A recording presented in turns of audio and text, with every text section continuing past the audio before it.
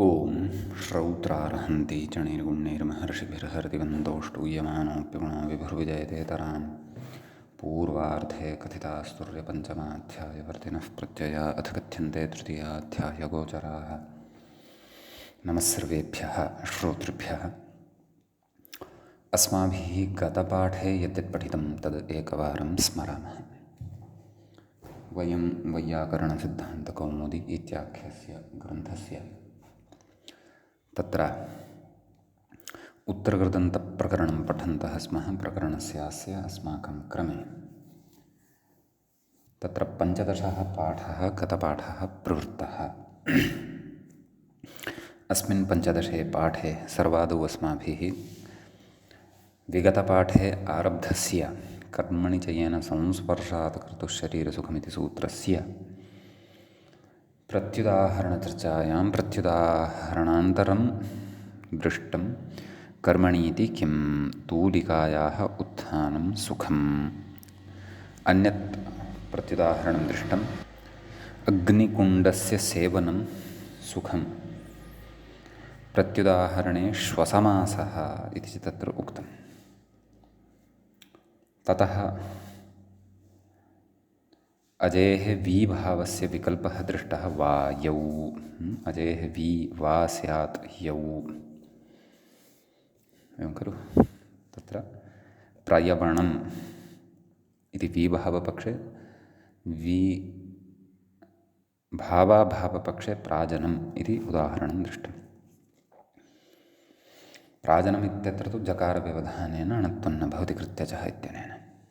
ततः करणाधिकरणयोश्च इति अग्रिमं सूत्रं पठितं। ल्युट् स्यात् करणे अधिकरणे च। तत्र इद्मप्रव्रश्चनः कुठारः इति करणे ल्युडन्तं दृष्टम् उदाहरणं। गोदोहनी स्थाली इति अधिकरणे ल्युडन्तम् उदाहरणं दृष्टम्। ततः उक्तं खलः प्राकरणाधिकरणयोः इत्यधिकारः इति। तदनन्तरम् अणत्वविधायकं सूत्रं पठितम्। अन्तरदेशे अन्तःशब्दात् हन्तेः नस्य णः स्यात् अन्तर्हननम् इति साधितं। ततः देशे तु अन्तर्हननो देशः, तत्र णत्वं न भवति।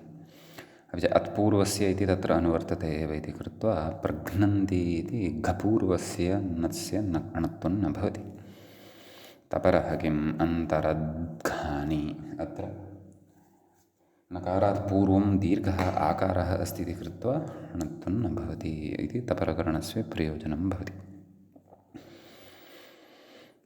ततः अयनञ्च इति सूत्रान्तरं णत्वविधायकं पठितम्। अयनस्य अणोन्तशब्दात् परस्य, नाम अयन इत्येतस्य नकारस्य णत्वं भवति यदा अन्तर् इति शब्दात् परतः अयम् अयन् इति शब्दः भवति। अन्तरयणम् इति रूपं साधितम्। अदेश इत्येव अन्तरयनो देशः इति साधितम् उदाहरणं च। प्रत्युदाहरणम् अन्तरयनो देशः, उदाहरणं तु अन्तरयणम् इति। तदनन्तरं पुंसि संज्ञायां घः प्रायेण इति अग्रिमं सूत्रं पठितम्। तत्र संज्ञायां गम्यमानायां पुल्लिङ्गस्थसंज्ञायां गम्यमानायाम् अधिकरणे करणे च घः प्रत्ययः प्रायेण भवति इति उक्तं। तत्र ह्रस्वविधायकं च सूत्रं पठितं। छादेर्घेद्युपसर्गस्य इति। द्विप्रभृत्युपसर्गहीनस्य छादेः ह्रस्वः स्यात् घे परे इति अर्थः दृष्टः। ततः दन्ताश्छाद्यन्ते अनेन दन्तच्छदः प्रच्छदः इति उदाहरणद्वयं दृष्टं। ततः अद्वीति किं समुपच्छादः, अत्र ह्रस्वः न भवति घञ् परतः। आकुर्वन्ति अस्मिन् इति आकरः इति चापि उदाहरणान्तरं दृष्टं। ततः गोचरसञ्चरवहव्रजव्यजापणनिगमाश्च इति अग्रिमं सूत्रं पठितं। तत्र उक्तं घान्ताः नाम घप्रत्ययान्ताः एते निपात्यन्ते इति। एवं खलु। ततः हलश्च इति वक्ष्यमाणस्य घञः अपवादः भवति। अत्र अपवादभूतं भवति एतेषां शब्दानां निपातनं। तदनन्तरम् उदाहरणं दृष्टं गावश्चरन्ति अस्मिन्निति गोचरो देशः सञ्चरन्त्यनेन सञ्चरो मार्गः वहन्त्यनेन वहः स्कन्धः व्रजः व्यजस्तालवृन्तं नाम व्यजः इति उदाहरणस्य अर्थः उक्तः। निपातनाद् वीभावो न व्यज इत्यत्र। अन्यथा विव्यः इति किमपि अनिष्टं रूपं भवति स्म। आपणः पण्यस्थानम् आपणः इत्यपि शब्दः निपातितः खलु। सञ्चरवः व्रजव्यजापणनिगमाश्च इत्यनेन गोचरसञ्चर इत्यादिना। ततः निगच्छन्त्यनेन निगमः छन्दः चात्कषः नाम अनुक्तसमुच्चयार्थकश्चकारः यत्र अस्ति इति कृत्वा उत्कषः निकषः इत्यपि सिद्ध्यति प्रयोगद्वयम् इति तत्रोक्तं। ततः अवेतृस्त्रोर्घम् इति अग्रिमं सूत्रं पठितम्। अव इति उपपदे तृ अपि च stृ एभ्यः आभ्यां धातुभ्यां घञ् इति प्रत्ययः भवति। अवतारः कूपादेः अवस्ताराः जवनिकाः इति पठितम्। ततः हलश्च इति पठितं। हलन्तात् घञ् स्यात् घापवादः रमन्ते योगिनः अस्मिन्निति रामः अपमृज्यते अनेन व्याध्यादिः इति अपामार्गः। ततः विमार्गः समूहनि विमार्गः इत्यपि उदाहरणान्तरं दृष्टम्। ततः अध्यायन्यायोद्यावसंहाराश्च इति अग्रिमं सूत्रं पठितम्। अधीयते अस्मिन्नध्यायः नियन्त्युज्जुवन्ति संहरन्त्यनेन इति अनयोः अन्येषां शब्दानामपि विग्रहः उक्तः। तत्र न्यायः उद्यावः संहारः एतेषाम् एकवाक्येन एव विग्रहः उक्तः। ततः वार्तिकं पठितम् अवहाराधारावायानामुपसङ्ख्यानम् इति नाम अवहार आधार आवाय एतेषामपि अत्र निपातनं कर्तव्यम्।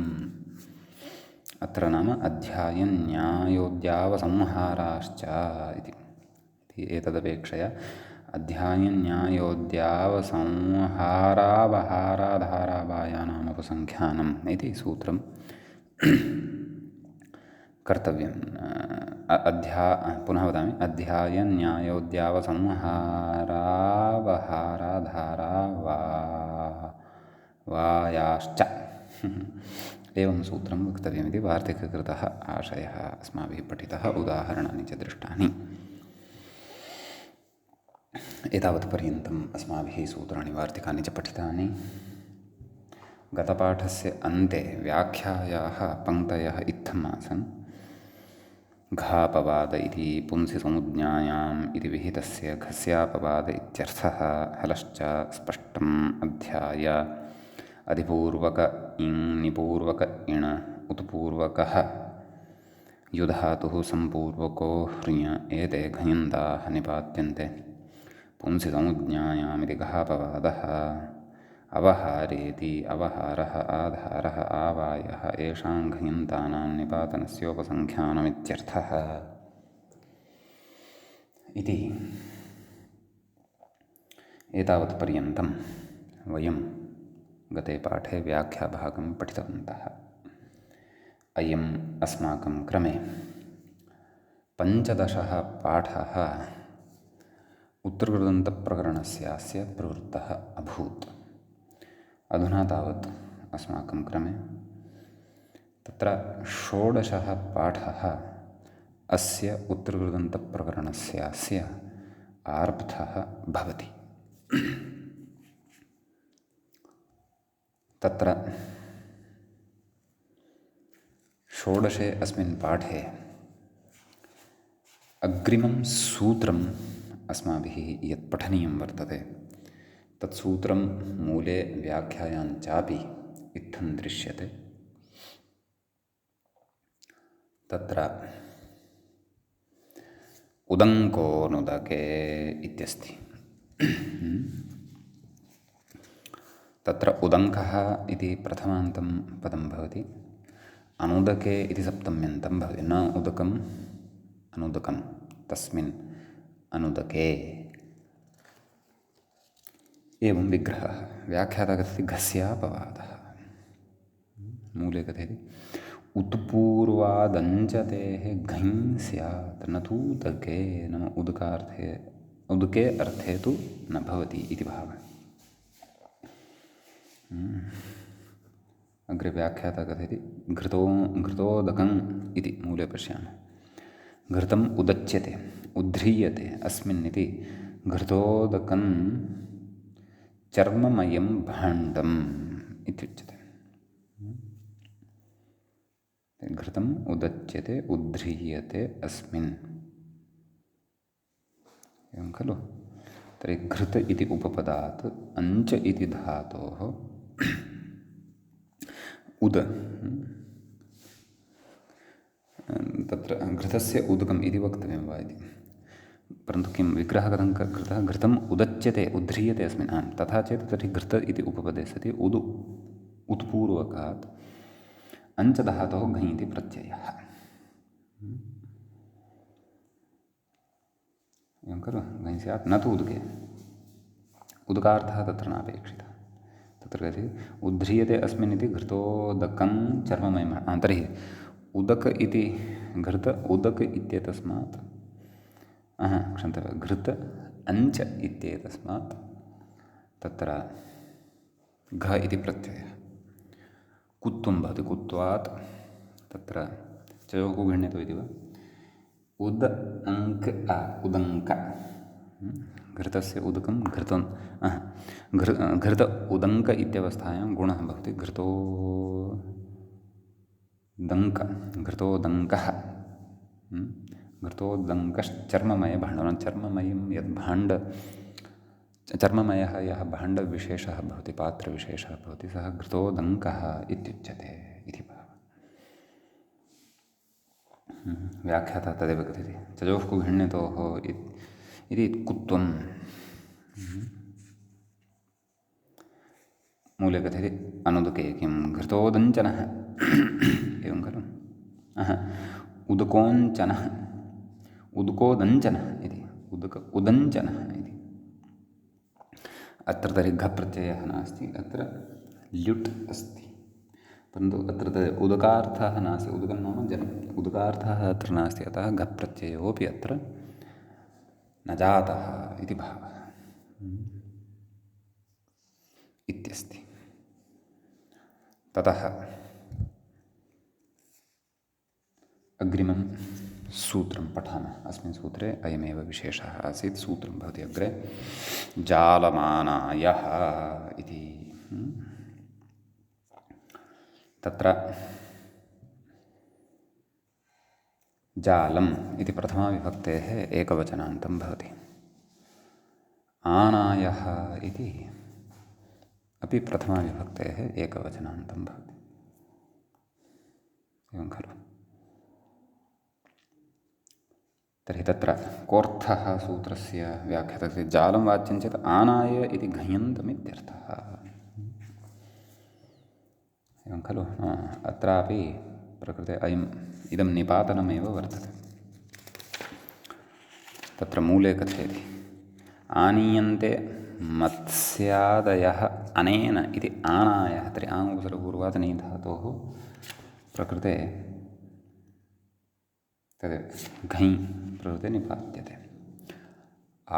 नी वृद्धि अचुण्णित्यनेन नी आयादेशः न आय नाय अनाय आनाय विभक्तिकार्ये कृते आनायः इति रूपं तत्र सिद्धं भवति। जालम् इति किम् आनयः। यदि जालस्य जालार्थः यदि न भवति तदा तु तत्र घञ् इति न भवति इति भावः। तदा तत्र भिन्नः प्रत्ययः द्रष्टव्यः भवति। घप्रत्ययः एव तदा तत्र भवति इति अस्ति।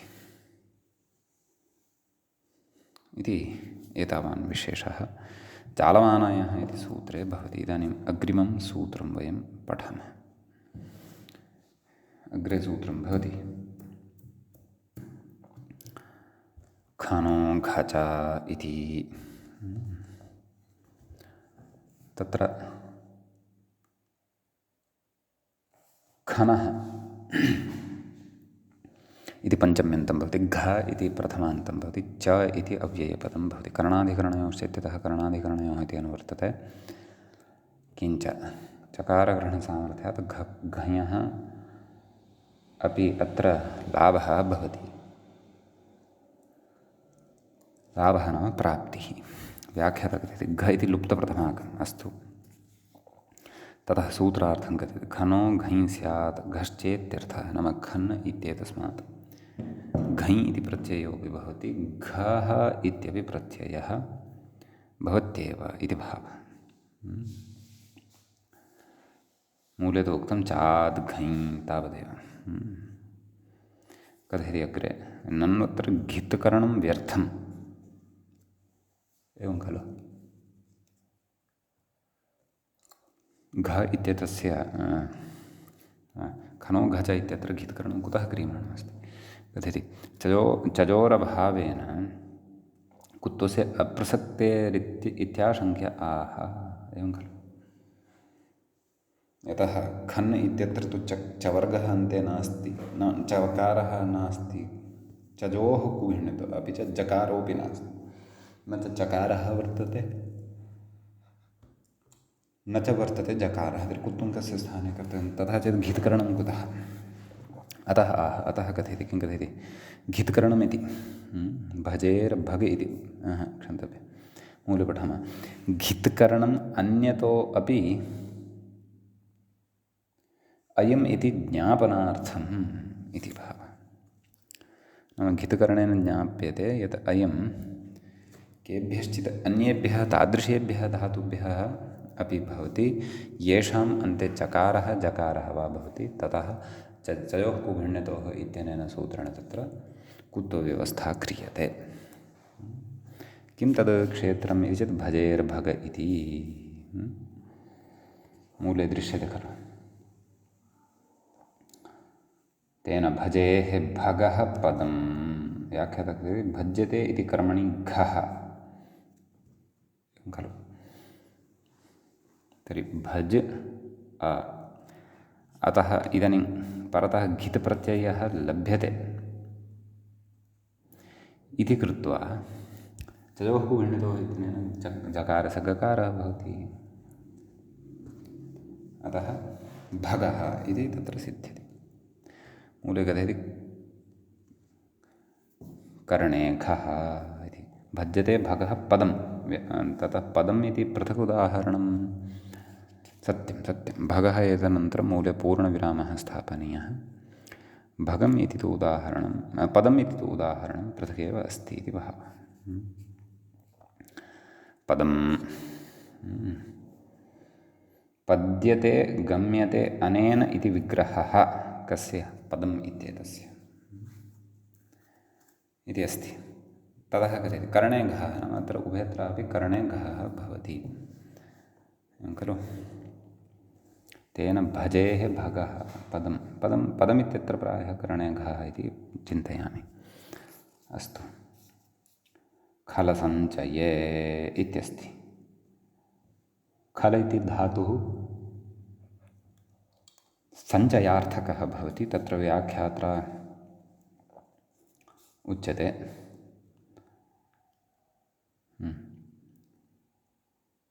खलसञ्चये। व्याख्याता तु अत्र किमपि न कथयति, पश्यामः।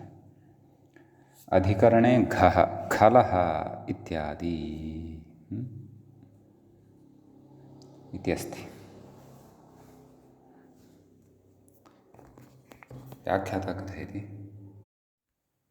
नाम पदमित्यत्र पद्यते अनेन इति करणे घः वर्तते इति भावः इति अस्ति। खलः सञ्चये। अत्र खलधातोः सञ्चये घञ् प्रत्ययः नाम अधिकरणार्थकः घञ् प्रत्ययः अत्र वर्तते। तथा न खलसञ्चये खल इति सञ्चयार्थकः धातुः वर्तते तस्मात् अधिकरणे घ प्रत्ययः भवति खलः इति सिद्ध्यति। खल्यते सञ्चीयते धान्यादिकम् अस्मिन् धान्यानि अस्मिन् इति वा खलः इति सिद्ध्यति इति एतत् सूत्रगतः विशेषः। अग्रे अत्र वार्तिकं भवति, वार्तिकं पठामः। व्याख्याता इङ्गितं करोति। खनेरिति मूले पश्यामश्चेत् खनेर्डडरेकैकबकावाच्याः इति। तत्र खनेः इति पञ्चम्यन्तं भवति। ततः डडरेकेकबकाः। व्याख्याता कथयति डर इकबक येषां चतुर्णां द्वन्द्वः। एते चत्वारः प्रत्ययाः भवन्ति खलु। डप् प्रत्ययपक्षे आखः इति अस्ति। तत्र आङ् पूर्वकात् खनधातोः डित्तुसामर्थ्यात् टेर् लोपः भवति। तद् डे रूपम् इति कथयति। आखः इति सिद्ध्यति। एवं खलु। ततः आखरः डरे रूपं नाम डर प्रत्ययः अत्र भवति। तस्य अर इति अवशिष्यते। डित्तुसामर्थ्यात् टेः लोपः भवति नाम अन् इति लुप्यते पूर्ववत्। आखरः अयमपि शस्त्रविशेषः अथवा खनित्रविशेषः। अत्रापि आङ् उपसर्गः योजनीयः। तदेव व्याख्याता कथयति उभयत्रापि डित्तुसामर्थ्यात् टिलोपः। डित्तुसामर्थ्यात् टिलोपः अत्र ज्ञेयः इति भावः। ततः अग्रे कथयति इके उदाहरति आखनिक इति खलु। नाम अत्र प्रत्ययः कः इक इति प्रत्ययः भवति। आखन इक अत्र टेः लोपाय निमित्तं नास्ति अतः आखनिकः इति भवति। ततः इकबक प्रत्यये आखनिकबकः व्याख्याता कथयति इकबके उदाहरति आखनिकबक इति। एतेषां सर्वेषामपि उदाहरण नाम अर्थः तु समानः एव भवति इति। तत्र खनिकः चौरः उन्दुरः शूकरः इत्यादयः अर्थाः दृश्यन्ते कोशादिषु। सम्यक्। ततः अग्रे सूत्रं पश्यामः। परन्तु ततः पूर्वं मूले किमुक्तम् एते खनित्रवचनाः नाम खनित्रार्थे प्रयुज्यन्ते इति भावः। अन्येपि अर्थाः दृश्यन्ते तदर्थं कोशः द्रष्टव्यः भवतु। ततः तत्र अग्रिमं सूत्रं द्रष्टव्यं। मूले व्याख्याता तु तत्र इङ्गितं करोति ईषद्दुःसुषु इति किञ्चिदेव पठित्वा मूले सूत्रं पठामश्चेत् आम् अपि च करणाधिकरणयोश्च इति अधिकारः अत्र सम्पन्नः पूर्वोक्तं खलु खलः प्राक् इति। अतः अस्तु सूत्रं पठामः। ईषद्दुःसुषु कृच्छ्रार्थेषु खल् इति भवति। तत्र ईषद्दुःसुषु इति सप्तमी विभक्तेः बहुवचनान्तं भवति। कृच्छ्रार्थेषु इति सप्तमी विभक्तेः बहुवचनान्तम्। ईषद्दुःसुषु इत्यपि सप्तमी बहुवचनान्तं कृच्छ्रार्थेषु इत्यपि सप्तमी बहुवचनान्तं खल् इति प्रथमान्तं भवति। निवृत्तमिति व्याख्यानादिति भावः मूले उक्तं खलु करणाधिकरणयोश्च इति निवृत्तं कथयति। तर्हि कर्तरि कृत् इति कर्तरि स्यादित्यतः तयोरेव एवं खलु मूले कथयति। आदौ सूत्रार्थं कथयति एषु दुःखसुखार्थेषु उपपदेषु कृच्छ्रं दुःखम् अकृच्छ्रं सुखम् उपपदानि कानि सन्ति ईषद् दुःख सु इति एतेषु उपपदेषु खल् स्यात् धातोः खल् इति प्रत्ययो भवति। व्याख्याता कथयति तयोरेवेति मूले पश्यन्तु तयोरेवेति इति भावे कर्मणि च तयोरेव कृत्यक्तखलर्थाः इति पठितं खलु तेन इति भावः। तर्हि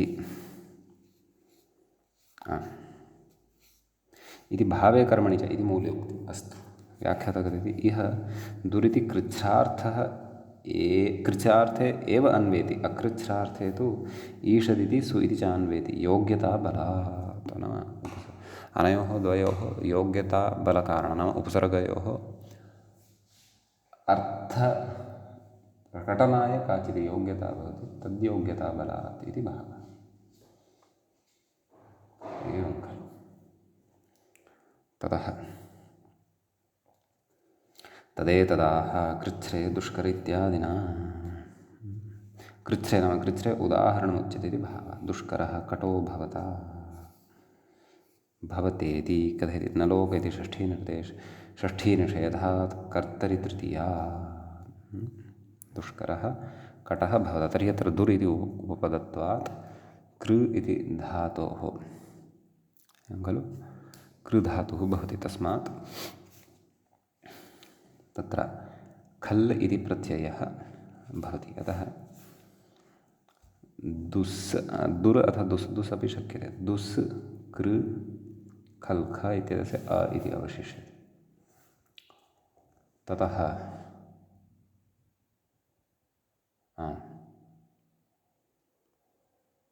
दुष्करः इति सिद्धः भवति प्रयोगः।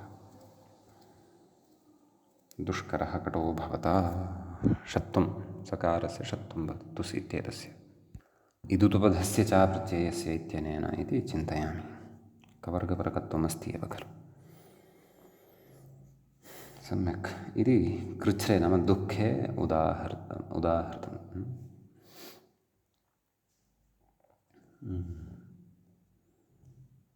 ततः भवता दुःखेन कटः कृतः इति भावः।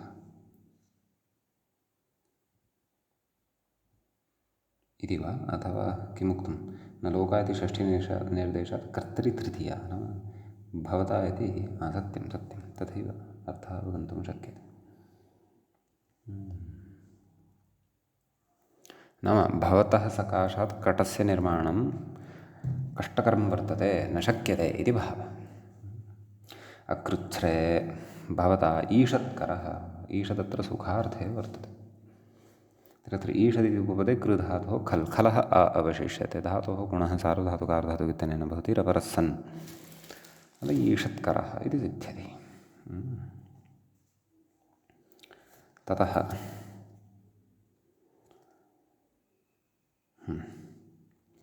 सुकरः इत्युच्यते।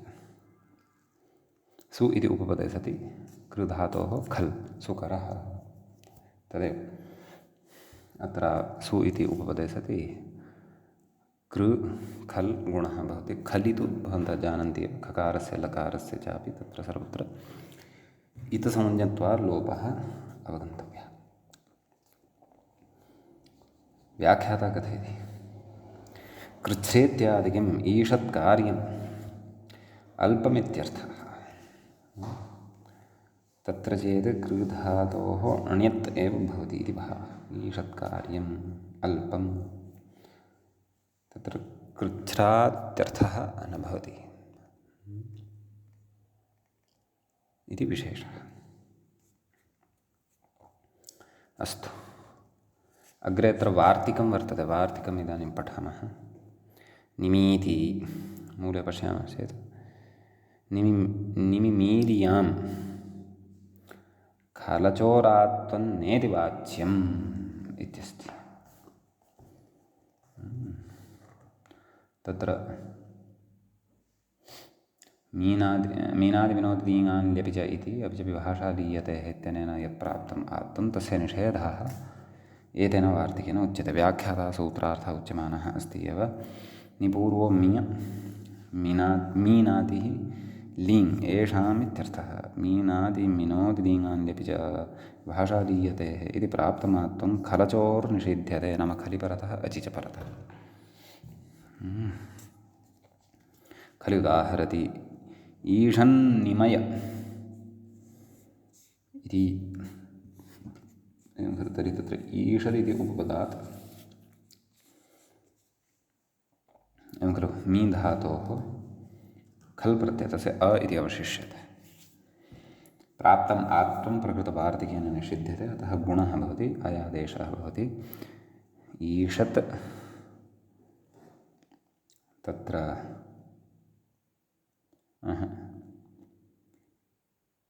अयादेशः न भवति, परन्तु नी इत्येतस्य इयं भवति वा इति भाति। तथा नास्ति, सम्यगेव उक्तं मया। नी पूर्वकात् मी धातुः, इयं न भवति, इयं नास्ति। मी धातोः खल् गुणः नि मे निमय निमय इति सिद्ध्यति। एवं खलु तत्र निमयः निमय इति शब्दस्य अर्थः तु विचारणीयः। विनिमयः ईशन् विनिमयः इत्येव तत्र कोशे दृश्यते। अर्थान्तरमपि स्यात् जातु तद्द्रष्टव्यम्। ततः खलि उदाहरति, अस्तु खलि एरच् इति अचि उदाहरति निमय इति। दुष्प्रमयः अस्तु अस्तु नाम ईषन्निमयः इति खलि एकम् उदाहरणं वर्तते, दुष्प्रमयः इति अपि खलि एव उदाहरणं वर्तते, सुविलयः इत्यपि खलि एव उदाहरणं वर्तते।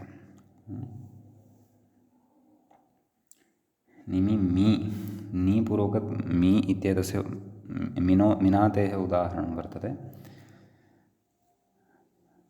ईषन्निमयः यद् अधुनैव साधितं। मी इति धातोः उदाहरणं वर्तते।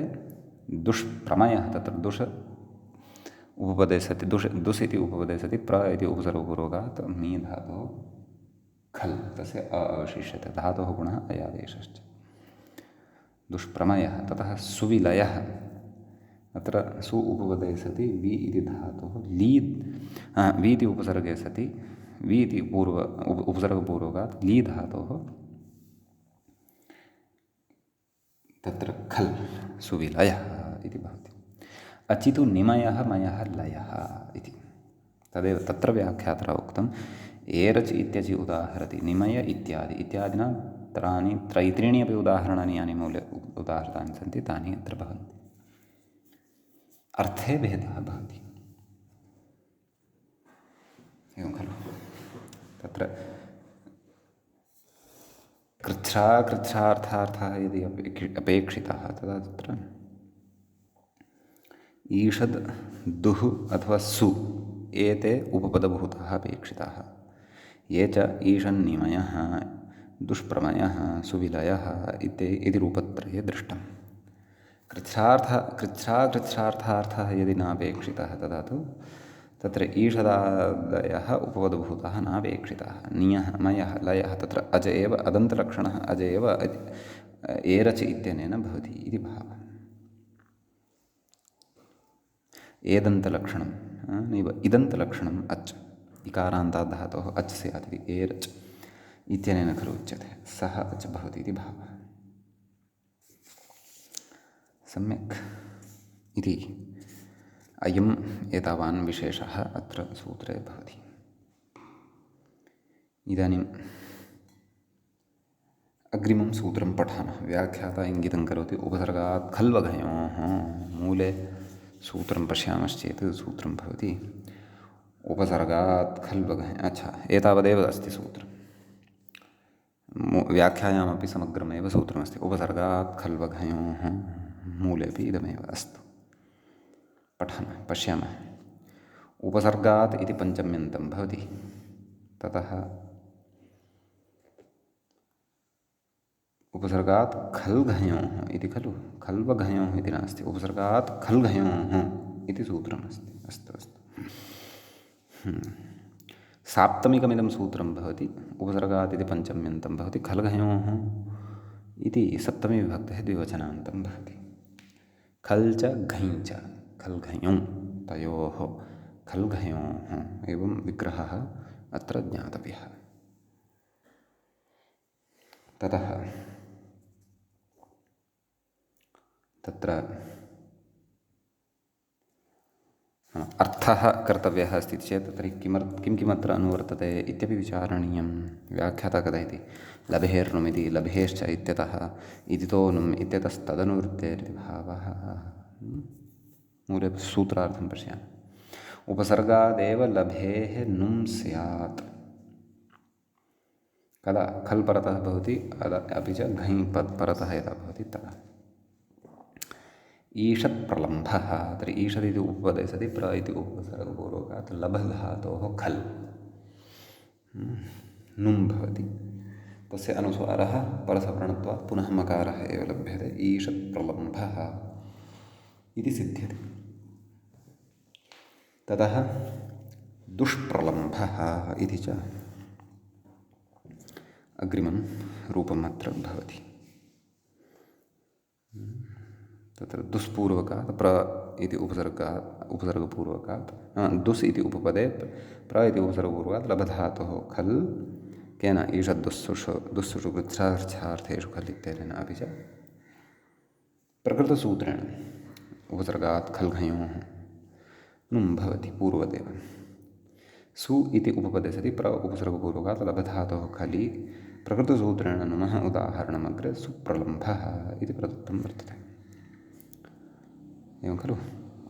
उप इति पूर्वकात् उपालम्भः उप आ उपसर्गद्वयमत्र ग्राह्यम् उपालम्भः इति विद्यते।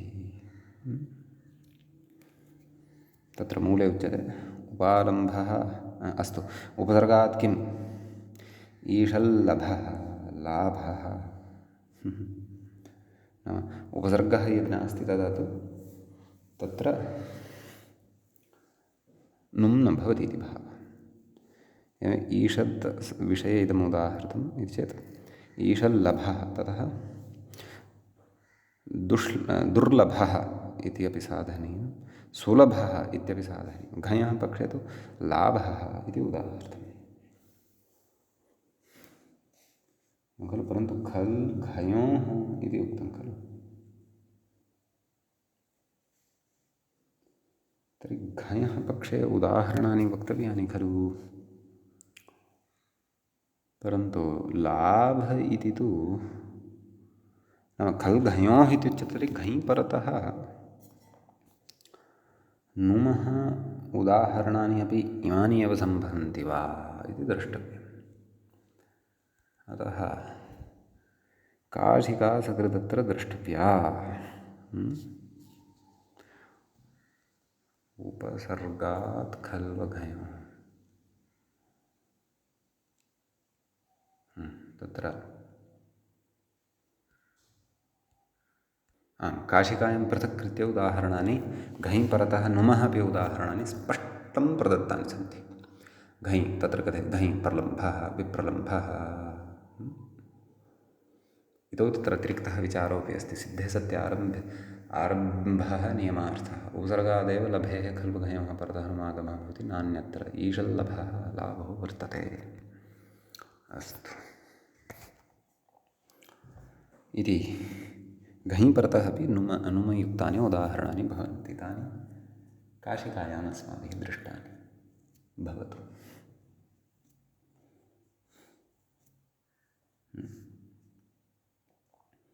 अग्रिमं सूत्रमधुना पश्यामः। व्याख्याता सूत्रं प्रति इङ्गितं करोति न सुदुर्भ्यां।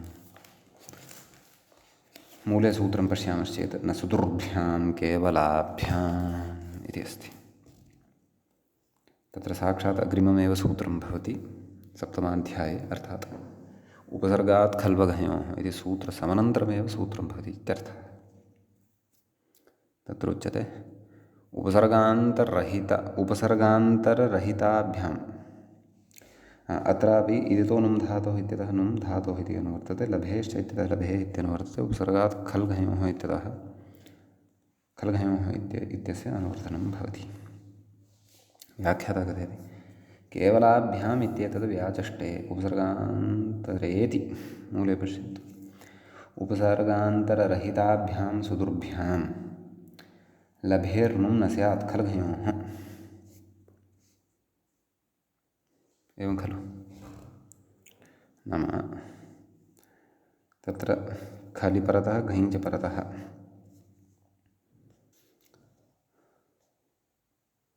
तत्र सु अपि च दुर् इत्येतौ उपसर्गौ यदा लभधातोः पूर्वं भवतः तदा अन्यः कश्चन उपसर्गः तत्र न स्यात्। अन्य उपसर्गस्य राहित्यं तत्र अपेक्षितम् अस्ति।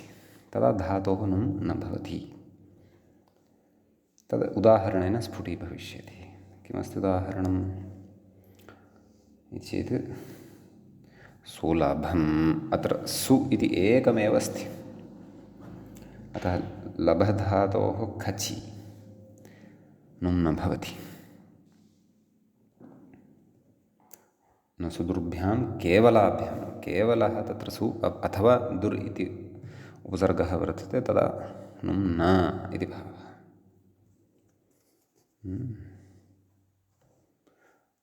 दुर् इति एतस्मिन् उपसर्गे सति दुर्लभं खचि परतः। अस्तु, केवलाभ्यां किं सुप्रलम्भः अतिदुर्लम्भः। व्याख्याता कथयति सुप्रलम्भः अतिदुर्लम्भः। अत्र सुदुरोरुपसर्गान्तरसहितत्वात् पूर्वसूत्रप्राप्तस्य न निषेधः इत्युक्तम्। उपसर्गान्तरस्य सत्वात् प्रकृते नुं भवत्येव इति भावः। अत्रापि घञ् परतः एषः उदाहरणानि त्यक्तवान्, अथवा इमानि एव उदाहरणानि घञ् परतः अपि शक्यन्ते वा इति द्रष्टव्यम्। पुनः एकवारं काशिका द्रष्टव्या। न सुदुर्भ्यां केवलाभ्यां तत्र घञ् सुलाभः दुर्लाभः एतद् भवति खलु उदाहरणं। तन्न दत्तवान्, तद् दातव्यं वस्तुतः एतेन। अस्तु, कथं तर्हि इति मूले कथं तर्हि व्याख्याता इङ्गितं करोति खलु। कथं तर्हि इति तस्य मूलम् इति भावः। किं कथयति मूले? कथं तर्हि अतिसुलभम् अतिदुर्लभम् इति व्याख्याता कथयति। सुदूरोः उपसर्गान्तरसहितत्वेन नुमः अनिषेधादिति भावः समाधत्ते यदेति।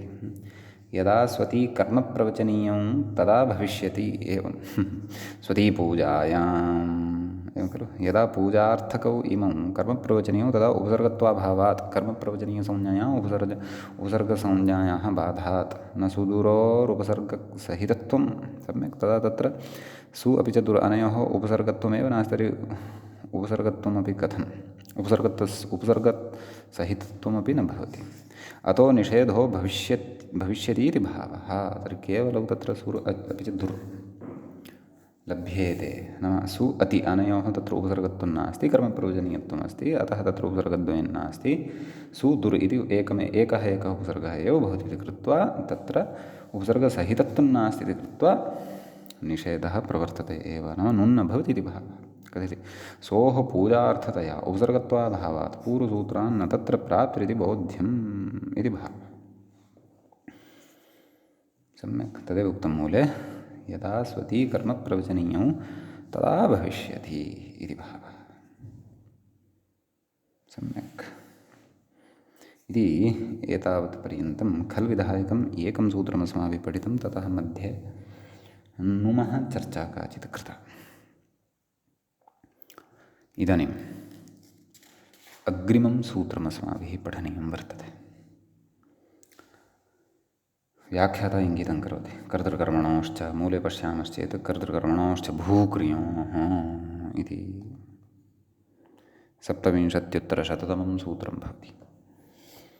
तत्र मूले न तत्र सूत्रं यदस्ति तत्र पदच्छेदं पश्यामः। कर्तृकर्मणोः इति तत्र इदं पदं सप्तमी विभक्तेः द्विवचनान्तम्। कर्ता च कर्म च कर्तृकर्मणि तयोः कर्तृकर्मणि इति विग्रहः च इति अव्ययं भूक्रियोः इति षष्ठ्यन्तम्। तत्र भूश्च क्रिञ्च भूक्रियों तयोः भूक्रियोः षष्ठी च अत्र पञ्चम्यर्थे ज्ञेया। व्याख्याता कथयति तर्हि किं किम् अनुवर्तते प्रकृते ईषद्दुःसुषु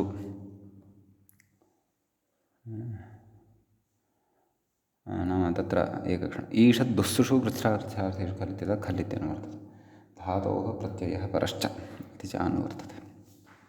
अस्तु व्याख्यातारम् आदौ पश्यामः। कर्तृकर्मणोरिति सप्तमी उपपदयोरिति लभ्यते व्याख्यानात्। चकारात् ईषद्दुःसुष्विति समुच्चीयते। भूक्रियोः इति पञ्चम्यर्थे षष्ठी तदा कर्तृकर्मणो रीषदादिषु चोपपदेष्विति मूले पश्यन्तु। कर्तृकर्मणोः उपपदयोः अपि च ईषदादिषु च उपपदेषु इति भावः। एते सर्वेपि अत्र पञ्च उपपदानि अत्र जातानि। कर्तृपपदं कर्मोपपदम् ईषद्दुःसुषु ईषद्दुःसवः एते च उपपदभूताः यदि भवन्ति तदा भूक्रियोः भू अपि च कृ इति धातोः खल् इति प्रत्ययः भवति इति भावः। एवं खलु व्याख्याता कथयति अत्र कर्तृकर्मणोः अन्यतरस्मिन् ईषद्दुःसूनाम् अन्यतमे च इति उभयम् अस्मिन् समुच्चिते उपपदे इत्यर्थः विवक्षितः न तु प्रत्येकम् उपपदत्वं व्याख्यानात्। एवं खलु कर्तृकर्मणोः अन्यतरस्मिन् ईषद्दुःसूनाम् अन्यतमे च एवं नाम भिन्नभिन्न उदाहरणे एतानि भिन्नभिन्नत्वेन उपपदभूतानि अपेक्षितानि भवन्ति इति भावः। कर्त्रादयः ईषदादयः च इति भावः। भाष्ये तथैव उदाहरणाच्च पुनः पठामि व्याख्यातुः एतां पङ्क्तिम्। अत्र कर्तृकर्मणोः अन्यतरस्मिन् ईषद्दुःसूनाम् अन्यतमे च इति उभयं समुच्चिते इति उभयस्मिन् समुच्चिते उपपदे समुच्चिते उपपदे इति अर्थः विवक्षितः न तु प्रत्येकम् उपपदत्वम् अत्र नास्ति इति। ओ तथा वा तर्हि पश्यामः एकवारम् उदाहरणैः स्पष्टी भविष्यति। भाष्ये तथैव उदाहरणं च अत्र उदाहरणानि यदि पश्यामः तर्हि अग्रे उदाहरणानि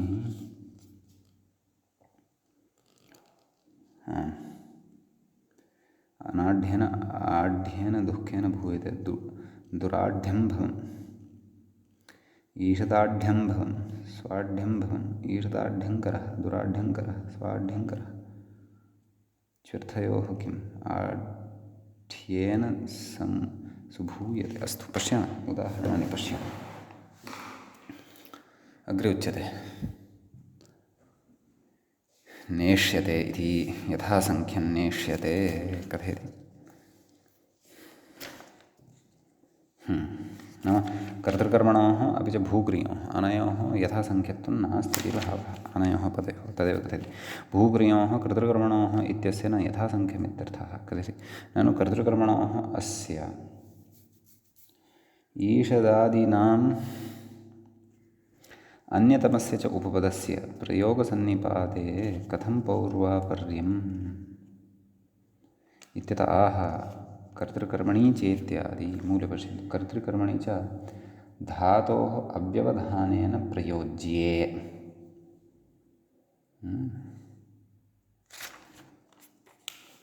इति खलु भाष्ये तथैव उदाहरणादिति भावः।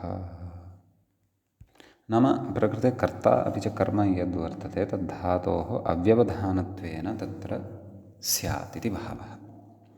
एवं खलु भाष्ये तथैव उदाहरणानि दृश्यन्ते। एतत् सद्यः श्रूयताम्।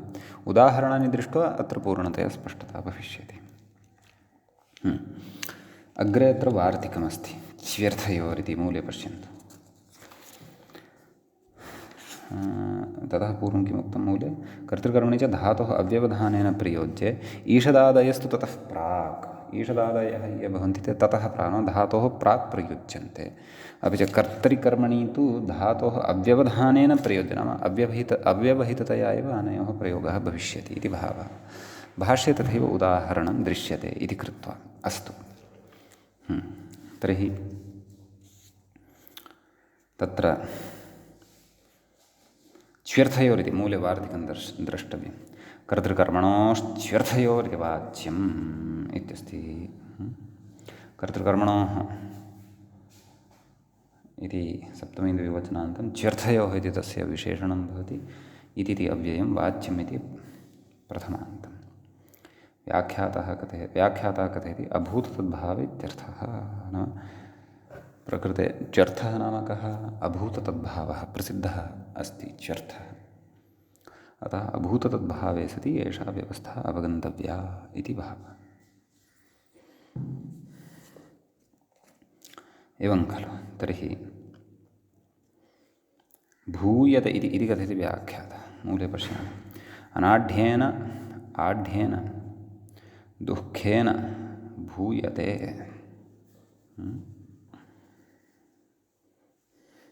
तर्हि प्रकृते अनाढ्येन आढ्येन दुःखेन भूयते। नाम अनाढ्यः यः आसीत् पूर्वं सः इदानीम् आढ्यः जातः वर्तते। अभूततद्भावः तत्र वर्तते इति कृत्वा तत्र आढ्य इति तु कर्तृभूतः अत्र यः वर्तते सः धातोः अव्यवहितपूर्वः भवेत् इति पूर्वं पङ्क्तौ उक्तं खलु। किं? कर्तृकर्मणि च धातोः अव्यवहितेन प्रयोज्य ईषदादयस्तु ततः प्राक्। ईषदादयः कर्तुः अथवा कर्मणः अपि प्राक् प्रयोक्तव्याः इति भावः। तर्हि ईषदादिषु दुर् इति अस्ति खलु। ईषद्दुस्सुषु कृच्छ्राकृच्छार्थेषु खलु इत्यतः स्वीकृतं खलु। अतः दुर् इति आढ्य इति कर्तृवाचकादपि पदादपूर्वं। तर्हि दुर् आढ्य भू खल् कर्तृकर्मणोश्च भूक्रियोः इत्यनेन खल् दुर् आढ्य भू खलः तत्र इति अवशिष्यते। व्याख्याता कथयति भूयति इति भावे लट् दुराढ्यं भवमिति कथयति भावे खल्। सम्यक् अस्तु। तर्हि का स्थितिः जाता? दुर् आढ्य भू खल् धातोः गुणः अवादेशः। दुर् आढ्य भो भव दुर आढ्य भव। सम्यक्। दुर आढ्य भव इत्यवस्थायां तत्र खिदन्ते परतः नुमागमः खलु भवति। अरुर्दृषदजन्तस्य मुम् इति अजन्तस्य मुम् भविष्यति। खिदन्तः परतः भव इति शब्दः लब्धः एव अस्ति। अतः दुराढ्यं भव मकारस्य अनुस्वारः तस्य परसवर्णं। दुराढ्यं भव विभक्तिकार्ये कृते दुराढ्यं भवः इति दुराढ्यं भवम् इति सिद्ध्यति। खलु भावे एषः खल् वर्तते खलु इति। अनाढ्यरूपेण दुःखेन सत्ता भवनम् इति भावः। यतः खल्लपि अत्र भावार्थकः अस्ति इत्युक्तं खलु। अतः ततः अग्रे पश्यामः।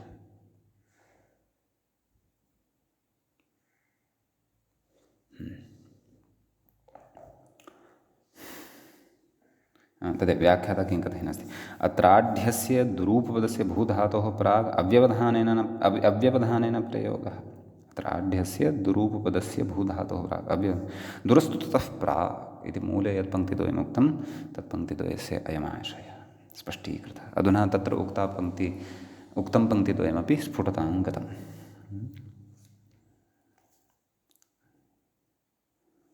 ईषदाढ्यं भवं किमपि नास्ति, ईषदिति उपपदम् अस्ति, दूरस्थाने ईषदिति योजनीयम्, अन्यत् सर्वं समानम्। स्वाढ्यं भवम् इति च अग्रे वर्तते, तत्र स्वाढ्यं भवमिति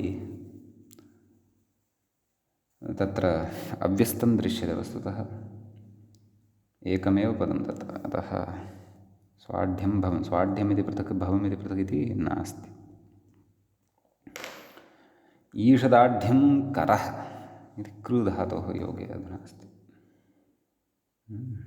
तत्र ईषदिति उपपदात् आढ्य इति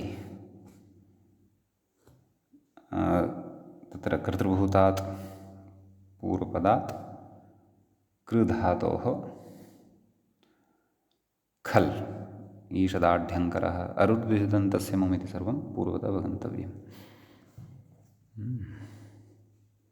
दुराढ्यङ्करः तत्र व्याख्याता कथयति इति अनाढ्यः आढ्यः सुखेन क्रियते इत्यर्थः। अत्र आढ्यः कर्म उपपदम्, ओहो तथा दुराढ्यङ्कर इत्यत्र आढ्य इति कर्मत्वं वर्तते। ईषदाढ्यं भवमित्याद्यप्युदाहर्यम्, ईषदाढ्यं भवमिति मूले तद् नाम भूधातोः अपि भविष्यति, नाम तत्र यथासङ्ख्यानियमः अत्र नास्ति इत्युक्तं खलु, कथयति अग्रे। अत्र ईषद्दुःसूनां व्यवहितत्वात् पूर्वसूत्रेण अप्राप्तौ इदमारब्धमिति बोध्यं, नाम अस्य सूत्रस्य एषा अपेक्षा वर्तते इति। दलकृत्य उच्यते मूले, दलकृत्यमुच्यते किं च्यर्थयोः किम् आढ्येन सुभूयते, अत्र च्यर्थ एव नास्ति कृत्वा खलपि न भवति, सुभूयते तावदेव वाक्यत्वेन प्रयुज्यते, एवं खलु इति अस्ति। ततः इमानि अत्र उदाहरणानि ज्ञातव्यानि, अग्रे अग्रिमं सूत्रम् अधुना पठामः। खलः अपवादः उच्यते, मूले व्याख्यायां च सूत्रं दृश्यते, आतो युच् इत्यस्ति। तत्र आतः इति पञ्चम्यन्तं भवति, युच् इति प्रथमान्तं भवति। तत्र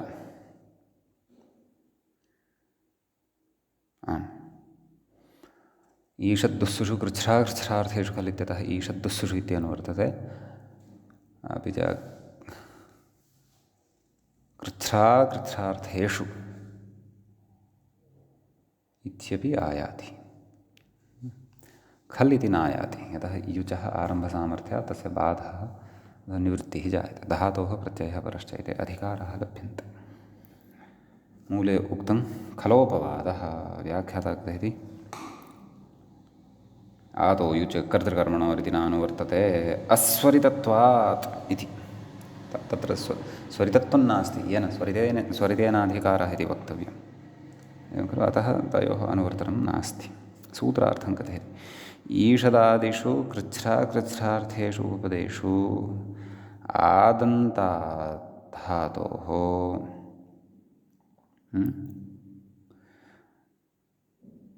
तत्र युच् स्यात् इत्यर्थः। कृच्छ्रार्थेषु इत्यत्र विग्रहः अस्माभिः कृतः आसीत् खलु। कृच्छ्रे अर्थौ येषान्ते कृच्छ्रार्थाः ते के ईषद्दुःसवः इत्येते ते सन्ति इति भावः, एवं खलु। व्याख्याता कथयति तयोरेवेति भावे कर्मणि च, नाम तयोरेव कृत्यक्तखलर्थाः इत्यनेन इति भावः। सम्यक्। खलोपवाद इति कथयति वासरूपविधिस्तु न भवति, कृत्यलुटतुमनु खलर्थेषु वासरूपविधिर्न इत्युक्तेः इति पूर्वमुक्तं वर्तते इति कृत्वा।